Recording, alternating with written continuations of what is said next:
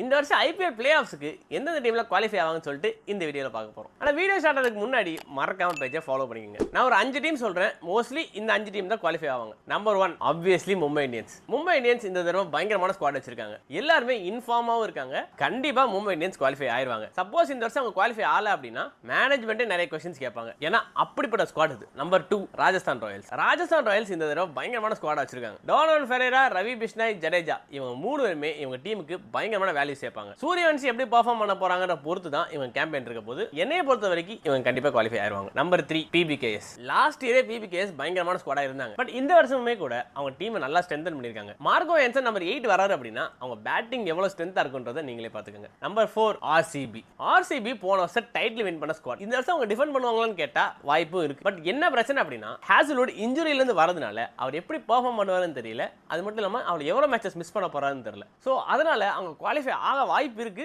3rd 4th 5th அந்த சைடுல வருவாங்கன்னு சொல்லிட்டு எனக்கு தோணுது. Number 5 CSK. சிஎஸ்கேவை நான் எப்பவுமே ரைட் ஆஃப் பண்ணவே மாட்டேன். இப்படிப்பட்ட ஒரு ஸ்குவாட் இருந்தாலும் சரி, அதை வச்சு அவங்க டைட்டிலை வின் பண்ணக்கூடிய அளவு கெப்பாசிட்டி இருக்கு. 2020ல ஒரு மோசமான பர்ஃபார்மன்ஸ்க்கு அப்புறம் 2021ல கப் அடிச்சாங்க. என்னடா சிஎஸ்கேல ஜடேஜா இல்ல, பத்திரானா இல்ல, எலிஸ் இல்லன்னு சொன்னாலும் கூட சிஎஸ்கேவை மட்டும் நான் நம்பவே மாட்டேன். உங்களை பொறுத்த வரைக்கும் யார் அந்த 4 டீம் குவாலிஃபை ஆவாங்கன்னு சொல்லிட்டு கமெண்ட்ஸ் சொல்லுங்க. அதே மாதிரி இந்த ஃபேக்ட் உங்களுக்கு புதுசா இருந்துச்சு அப்படின்னா மறக்காம பேஜை ஃபாலோ பண்ணுங்க.